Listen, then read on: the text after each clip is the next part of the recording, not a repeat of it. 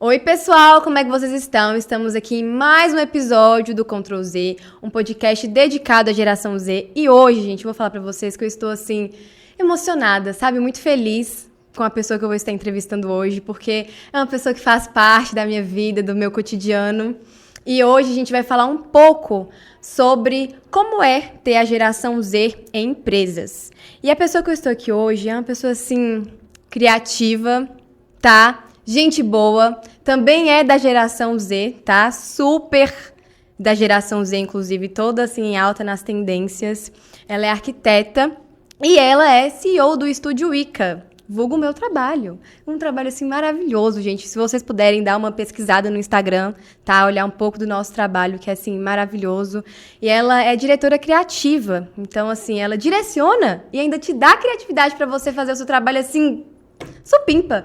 Eu estou aqui com ela, Babi Andrade. Oi! Como você está? Tudo bem, e você? Eu tô bem, tô bem. O que você tá achando da experiência de estar participando de um podcast? Tô gostando, gente. Assim, sempre esse momento onde a gente fica assim, e aí? O que a gente vai falar? Como é que a gente começa, Como é que vai né? ser? Como começa? Mas é um bate-papo bem tranquilo, um bate-volta, uma coisa assim, bem veganinha, de boinha. Do jeito que você gosta, Tá bom. tá bom? De frente com ela. De frente com ela, exatamente. Você tá aqui com uma TikToker, né? Uma comunicadora, né? Então, Exatamente. Não. aquela Que eu sei coisa. que profissional pra encaminhar vai ter. Uhum, exatamente.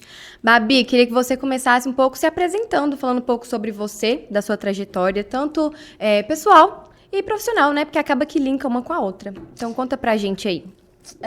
Então, pra quem não me conhece, eu sou Babi. Hoje eu trabalho como diretora criativa, eu tenho esse estúdio criativo, que é o Estúdio Ica. A gente trabalha com marcas que realmente querem desenvolver coisas com esse caminho mais criativo, né? Com esse resultado mais criativo mesmo. Sim.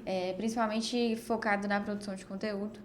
E acho que eu defini essa parte da direção criativa depois de trabalhar em vários campos diferentes dentro da publicidade, né? Sim.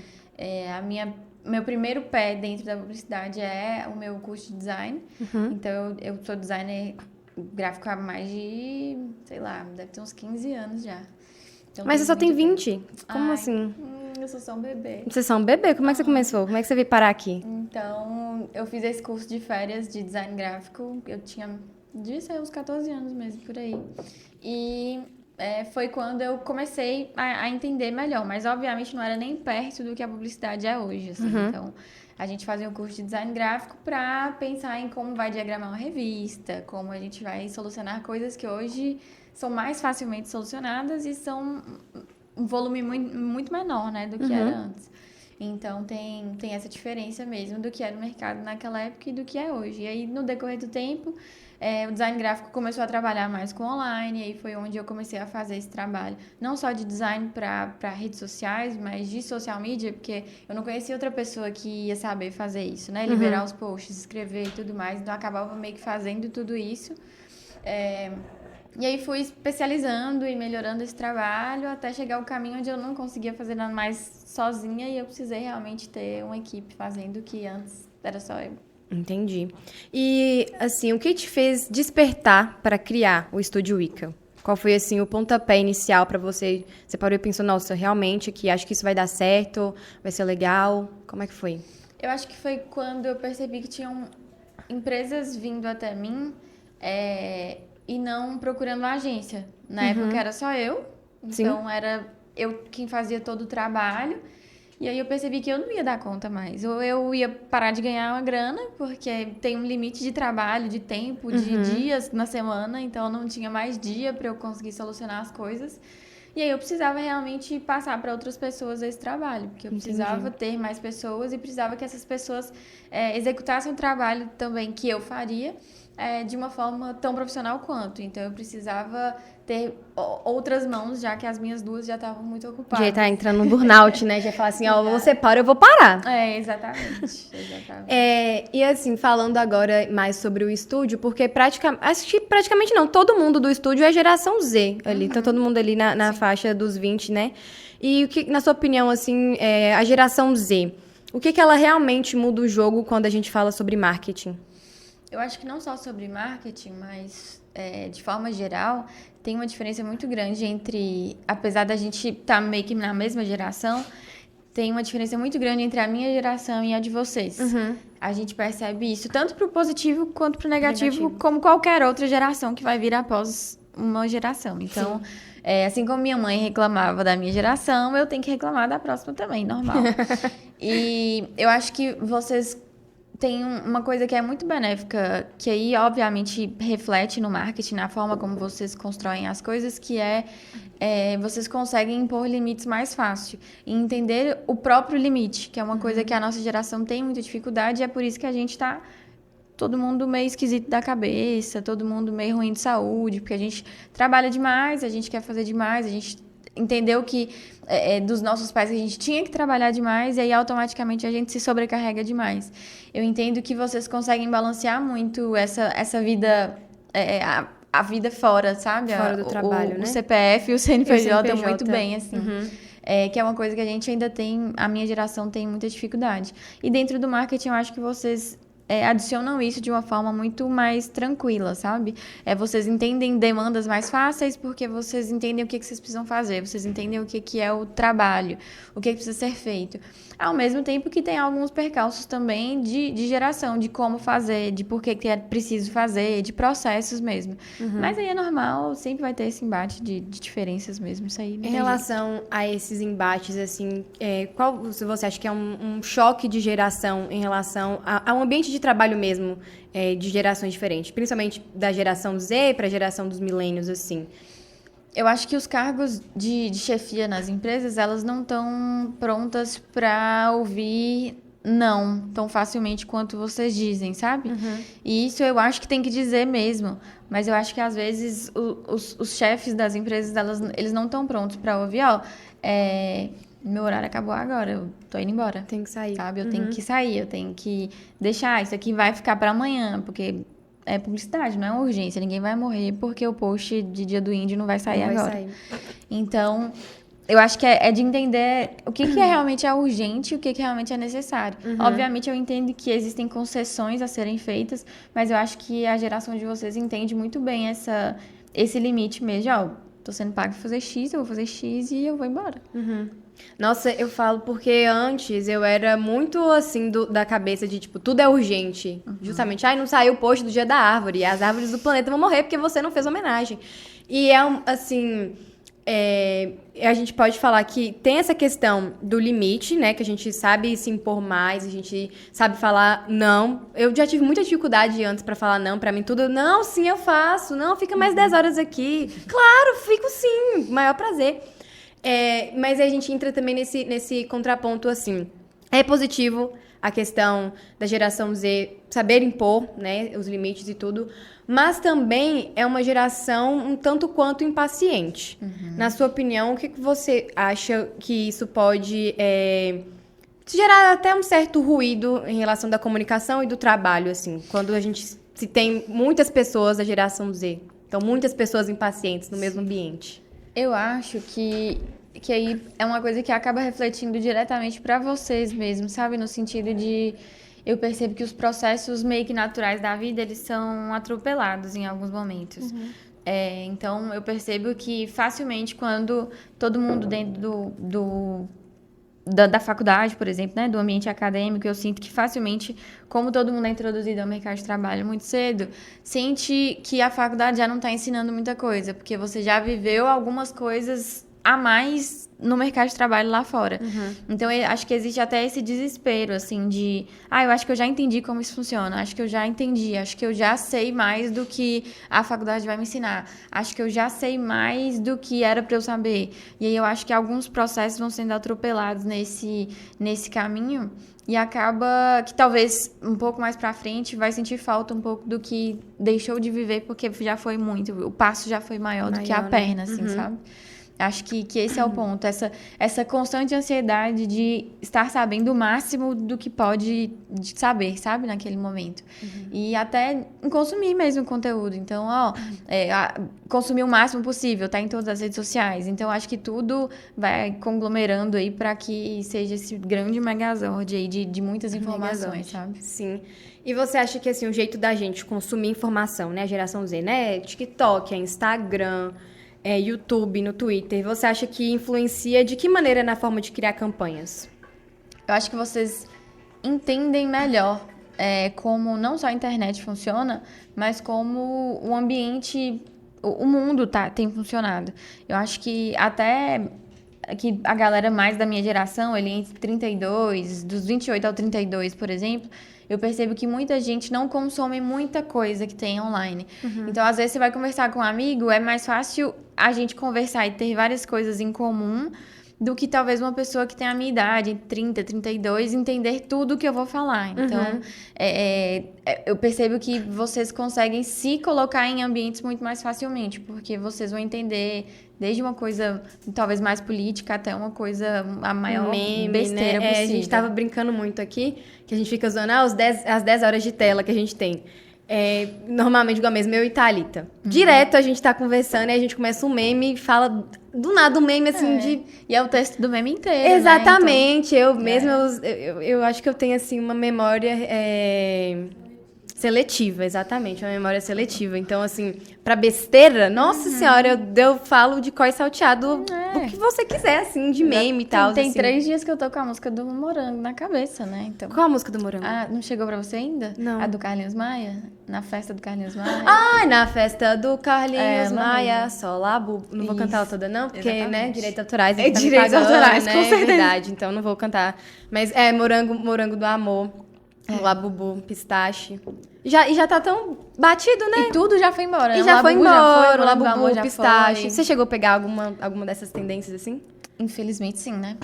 O Morango do Amor, fui obrigada a consumir. Você foi obrigada a consumir. Queria ter engraçado, tido um né? Labubu também, até compartilhei com minha amiga do Tem gente que infelizmente. eu vi um meme falando que tem pessoas que são vestidas de Instagram. Então você vê a pessoa, ela tá da cabeça aos pés, assim, Labubu, é Morango do Amor, é Pistache, é Bob Goods, Café com Deus Pai. Total. Que mais? E o Rancho do Maia. O Rancho dos Maia. É o Rancho do Maia, né? Não é dos Maia, não. Pois é. É loucura, né? A gente passa muito batido algumas coisas, outras coisas ficam assim na cabeça, igual esse do Morango do Amor. Não, tem 3 dias já que eu tô cantando que essa loucura. música. Tá ótimo. Mas assim, se a gente for parar pra pensar nessa questão da geração Z tá sempre atenada assim, você já viu alguma marca que tem... Você viu que teve ali a mãozinha de uma pessoa da geração Z que mudou totalmente o jogo pra aquela empresa, marca, sim? Eu não Digo sei em questão de se campanha. exatamente, eu acho que talvez mais no processo de como chegar no cliente final, sabe? A marca se reposicionou para chegar nesse cliente final. Então, Nescau, Guaraná, são marcas que a gente percebe que tem um apelo jovem muito forte. Então, assim, Guaraná mesmo faz quadro com Brino, com várias pessoas que talvez uma pessoa de mais de 30 anos não faz nem ideia de quem é. Então, assim, eles atingem realmente pessoas que são mais jovens e conseguem fazer de uma forma natural, não é? Tipo, do nada o Guaraná. Não, tipo, o Guaraná que todo mundo toma, que todo mundo tem acesso, e eles vão falar para um público mais jovem mesmo, porque a pessoa de 40 anos, ela não tá tão feliz de falar que toma Guaraná. Então, é melhor a pessoa de 20 anos, com certeza. Nescau, mesma coisa, né? Então... Eu sou mais Todd. Eu sou Nescau, acredita? Eu gosto mais de Todd. Eu acho que é eu sou mais Nescau. Mas saboroso. o Todd, ele tem uma toxicidade que é só dele, né? Que é especial. Sim, eu acho que é por isso que eu gosto. E é uma toxicidade que caminha comigo a minha vida inteira. E olha que eu tenho pouco tempo de vida, né? 20 anos não é muita coisa assim pra falar, nossa, eu sou vivida. Eu existo há um tempo, né? Que a gente também começa a criar consciência que a gente existe ali com uns 10 anos. Vai. Pode ser? Aquele vídeo seu, você tinha quantos anos? Nossa, aquele vídeo meu, acho que eu tinha uns 7. Então, já tinha consciência. É, que eu não era uma pessoa muito normal. Bem nanica. Bem nanica, inclusive, antinormal, né? Ai, você acha, assim, da questão, mais uma vez, sobre as redes sociais... a gente falou dessa questão das marcas se posicionarem e muitas pessoas ficam naquela de eu preciso fazer aquilo porque tá em alta, fulaninho fez, ficou legal, engajou, mas não vai performar da mesma forma que performou com fulaninho. Na sua opinião, como é que você acha que a pessoa, assim, um empresário que tem uma marca, ele precisa estar posicionado no digital e fica querendo atirar para todos os lados, assim, qual conselho você daria para essa pessoa? Eu acho que o empresário tem que saber diferenciar ele e a marca. Quem é ele e quem é a marca. Porque às vezes acontecem das coisas se fundirem e fica difícil para a marca ser o empresário e difícil para o empresário ser a marca. Porque não tem como viver as duas coisas ao mesmo tempo.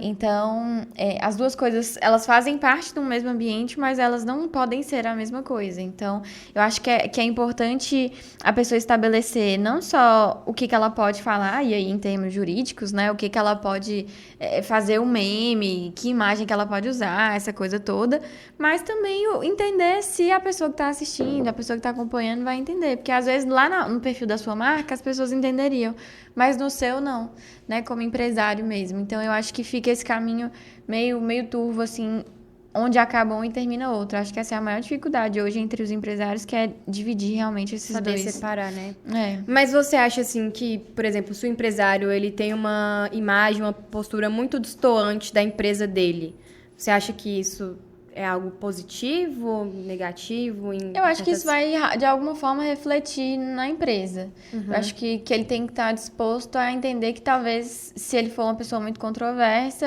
a marca dele vai estar... É a marca de fulano que faz tal coisa, que já falou tal coisa. Ele tem que estar disposto a assumir o peso do que ele for. O BO, né? Exatamente, assumir o BO do que ele está fazendo mesmo, assim. E aí, isso pode ser positivo ou pode ser negativo, mas ele tem que entender quem é o público dele. Às vezes o público vai gostar dele ser um cara mais explosivo, ou ser um cara mais ácido, ou ser um cara mais engraçado.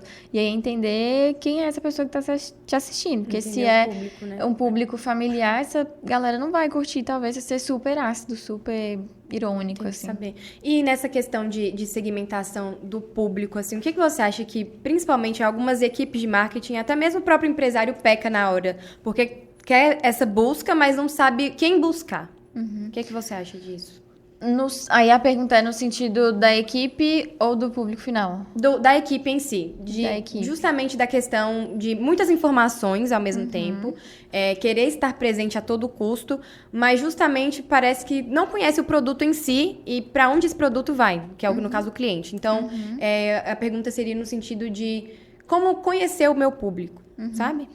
Eu acho que o empresário, de forma geral, ele tem dificuldade... Ele tem até o medo de sair da zona de conforto. Então, às vezes, ele não quer fazer uma pesquisa, não quer investir em uma pesquisa realmente que vai ser ali... Vai sair o que é esse público, como é que tá o feedback das pessoas em relação à sua empresa. Então, se o atendimento é bom, se a comida é boa, se as roupas são de qualidade, ele tem medo disso porque ele não quer ouvir a realidade, que às vezes ele sabe.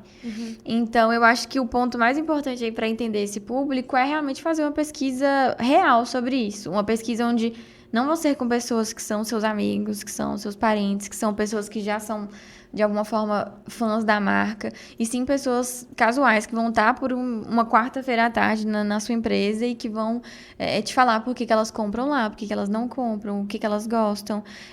Porque jogar no que tá safe ali é muito bom, é maravilhoso. Mas talvez em algum momento isso vai deixar com que sua empresa não mande mais, porque você não está atingindo as pessoas que você não entende, que você não conhece, que você não sabe quem são. Então tem que fazer realmente essa pesquisa mais aprofundada de quem são as pessoas, quem são o seu público, quem são essas pessoas mesmo. De fato, conhecer de fato seu público, né? Legal. E agora, voltando ainda sobre essa questão de empresas e equipes de marketing, assim, uma habilidade que você já percebeu que a geração Z tem, que pode ser mais explorada e que você não vê tanto, assim? Eu acho que vocês ainda têm muito entusiasmo, ainda. Muita alegria para as coisas, né? Ainda tem um entusiasmo que as pessoas da minha geração já não tem mais, né? Assim, a gente já não tem muita energia. Então, acho que vocês ainda botam muita vontade no fazer as coisas. Às vezes não é nem, então super feliz de fazer isso, mas vocês vão fazer nem que seja no ódio. Ah, tá. Entendi. Vocês têm mais energia, mesmo que tudo seja... muito alto, né? O sentimento, ou positivo ou negativo. Eu acho que, assim, energia mesmo pra botar. Seja positiva ou negativa, vocês têm mais energia pra depositar no que vai ser feito, no resultado final daquilo ali. Entendi. Quando a gente fala dessa questão, assim, de entusiasmo, você acha que isso pode acabar sendo um problema, digo, no sentido da gente colocar uma energia muito grande, achar que, tipo assim, nossa, isso aqui vai ser o meu mousse, vai ser, assim, o meu trabalho, e aí chega no final e não foi da forma. Acho que essa questão da quebra de expectativas, o que você Eu acho que aí saber onde a gente vai botar a nossa expectativa, né? A nossa energia. Porque às vezes a gente bota energia em uma coisa que não depende só da gente. Sim. Então a gente acaba se frustrando mesmo. E isso na vida em geral, assim. Às vezes a gente bota uma expectativa num cliente que parece ser super legal, mas ele não quer investir, ele não quer fazer nada, ele não quer acompanhar o planejamento, ele não quer fazer estratégia, ele só quer existir online. E aí você fica meio desanimado. Só que é uma coisa que não depende só de você. Você Sim. tá dependendo desse cliente que não quer fazer absolutamente nada. E aí eu acho que é pensar mesmo onde tá esse ânimo e talvez até destrinchar esse ânimo. Não, eu vou ficar animada agora, mas eu vou ficar animada se isso aqui der certo. Se isso aqui não der certo, eu vou me conter um pouquinho mais pra conseguir ir levando. Porque senão esse pico fica muito alto, né? Você começa muito animada e de repente você tá muito E aí depois baixo. você não tem vontade de fazer nada, né? Fica muito morno, né? Aquela coisa sem sal. E o que você acha que a gente pode fazer em relação à frustração? Porque é muito comum a gente, justamente por conta desse entusiasmo, eu digo por mim própria, às vezes eu coloco uma expectativa numa coisa muito grande, e aí eu falo, nossa, vai ser maravilhoso, aí você vai e faz, e aí você tem, tipo assim, talvez um feedback, ou às vezes você viu que não ficou tão legal assim, e acaba que você vai perdendo a graça daquilo. E a gente estava até conversando no podcast passado, que é sobre a questão da gente criar raízes, e que é uma coisa muito difícil para a geração Z, de, tipo, se fincar em um lugar, porque a gente quer sempre o novo, a gente quer sempre o legal, sempre o divertido. E não é assim, na vida, tanto na vida pessoal quanto na vida profissional, a gente tem os nossos altos e baixos, mas eu digo justamente nessa questão da frustração, e porque as redes sociais, elas pregam uma performance muito tóxica também, no sentido de, tipo assim, não, você é uma máquina, você vai dar certo, você vai conseguir. Se você não tá conseguindo, é porque você não tá tentando. Então, como lidar com essa pressão e justamente como lidar com a frustração de quando alguma coisa não dá certo? Eu acho que a raiz mais forte que a gente pode ter são os nossos objetivos. Porque às vezes a gente tá num lugar onde a gente até quer criar raízes, mas ele não é bom pra gente. E aí eu acho que isso é muito importante, a gente entender, pô, eu tô nesse trabalho, eu tô nessa faculdade porque eu quero chegar em algum lugar. Qual que é esse lugar? E aí, às vezes, passar por esses desânimos vai ser um caminho natural de construir esse lugar que você quer chegar. E faz parte da vida mesmo a gente ficar super desanimada. Não é todo dia que eu quero trabalhar, não é todo dia que eu quero acordar e fazer foto de coisa, não é todo dia que eu quero fazer vídeo, escrever roteiro, não é todo dia. Mas, infelizmente, é o caminho que eu escolhi hoje para que eu consiga ter o que eu quero ter, viver o que eu quero viver depois. Então, eu acho que é realmente a gente conseguir lidar não só com as frustrações de trabalho, mas lidar com as frustrações da vida em geral, assim mesmo, sabe?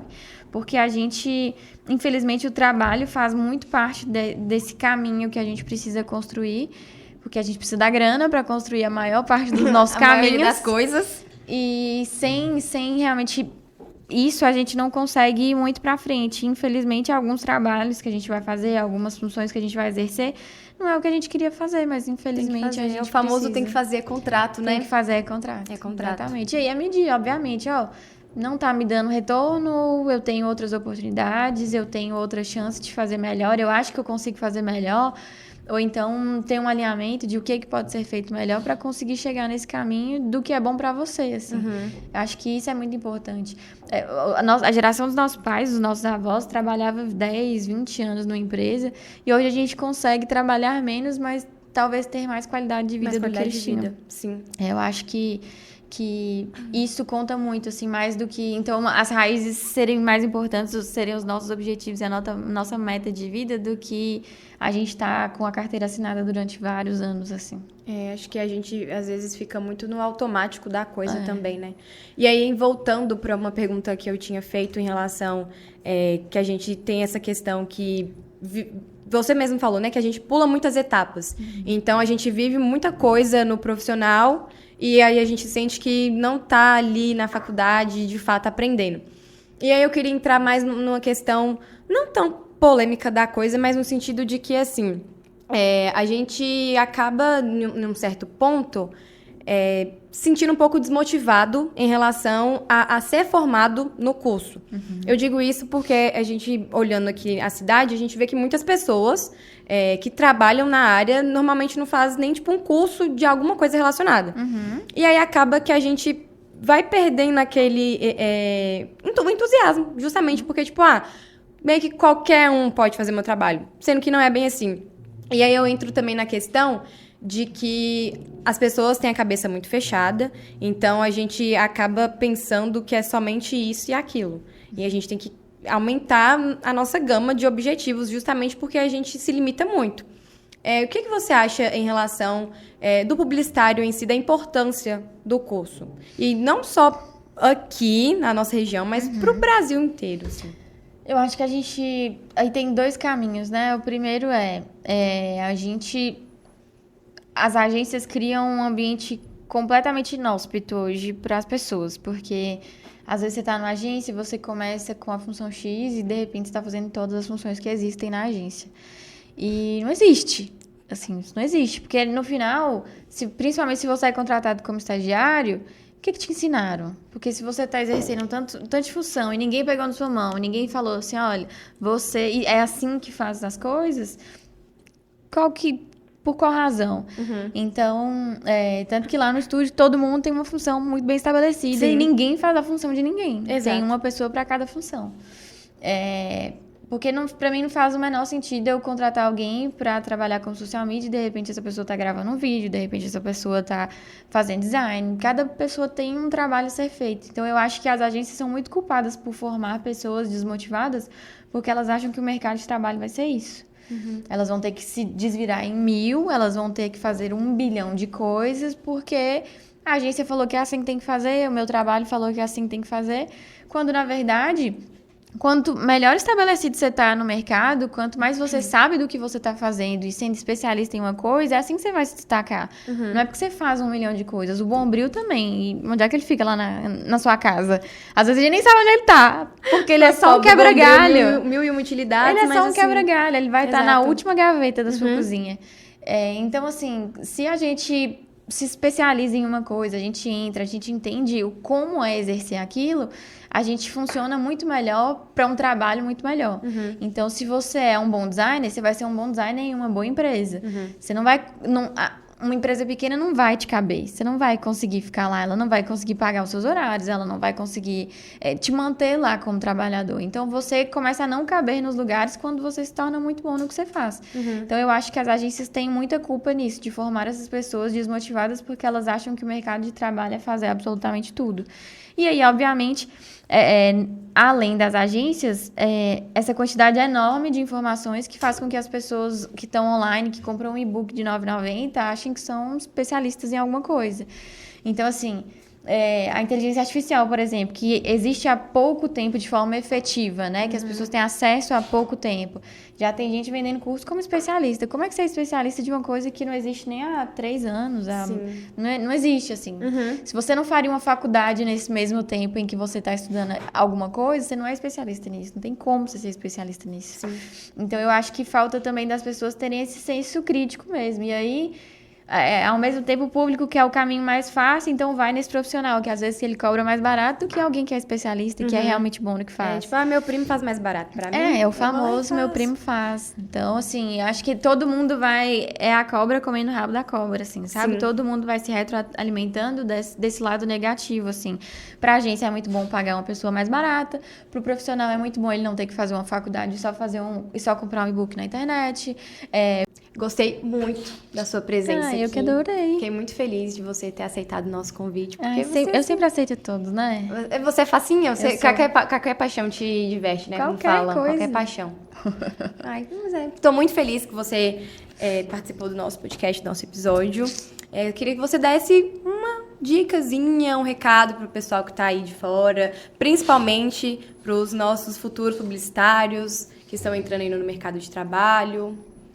Então, gente, estudem de verdade. Mesmo que, talvez, Babi, eu caí nesse vídeo aqui, eu não tenho como fazer exatamente uma faculdade de publicidade, mas faz um curso de verdade, um curso que vai te levar para algum lugar, com alguém que realmente sabe o que está falando. Se você realmente se interessa por isso, consuma o que você se interessa e consuma várias outras coisas, porque isso vai construir o que você vai ser como profissional, porque tudo que você consome é o que vai construir você como pessoa e como profissional também. E se dedique. Qualquer coisa que você for fazer, tem que dedicar, passar uma raiva, dar uma chorada. normal. Todo Tem mundo que ir, né? passa. Contrato. Tem que ir, tem que contrato. fechar o contrato e tem que ir. Apenas. E é isso, pessoal. Esse foi mais um episódio do nosso podcast. Eu espero que vocês tenham gostado. Espero que vocês tenham pegado bastantes insights aqui com a diva Babi, tá? Porque, assim, ela sabe o que ela tá falando. A diva habla, entendeu? Então, todo esse conteúdo do nosso podcast, assim, só tem ouro. Então, se eu fosse você, prestava atenção em cada detalhe desse podcast. E até o próximo. Tchau, tchau.